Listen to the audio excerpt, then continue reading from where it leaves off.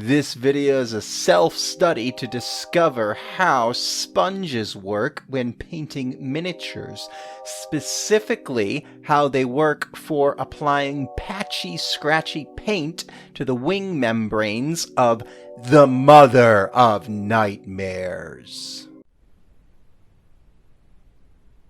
Boop.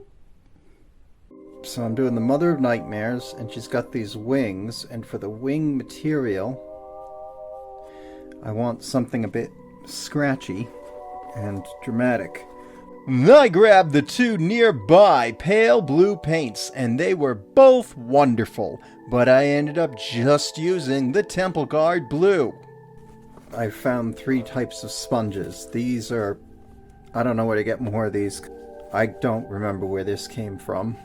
You know what that is. But this one actually has 2, so let's go. I'm going to try out speckling the bottom of the base as a test. So I cut some chunks of those sponges and then pulled out my grotesque tile palette. I've clipped the rims from my paint bottles, but I was still able to easily deal it out like this from the tongue. Rubbing the sponge back and forth did not produce the effect I wanted. It approximated dry brushing. I tried out the various sponge surfaces I had, trying to find the perfect one. That makeup brush actually left a mold line, but when I got to that stray bit of packing material... Oh, yeah, that's what I'm after. I did a little more experimentation with this until I was confident I could control this technique and get the results I wanted. That meant it was time to move on to the lady's wings.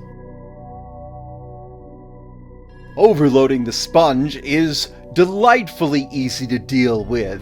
You just bash it on the palette a little bit to even out and reduce how much paint is coming off.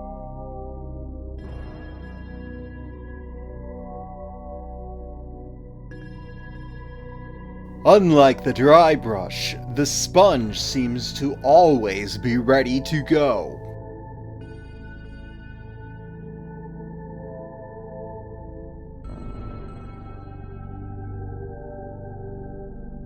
I switched to using tweezers rather than my hands to hold the sponge. This let me get into narrower areas without worrying that the paint on my fingers would end up in the wrong parts of the model.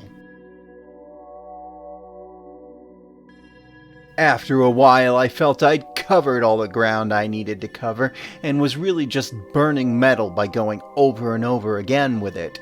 It's done. It's good. Let's finish this video and move on.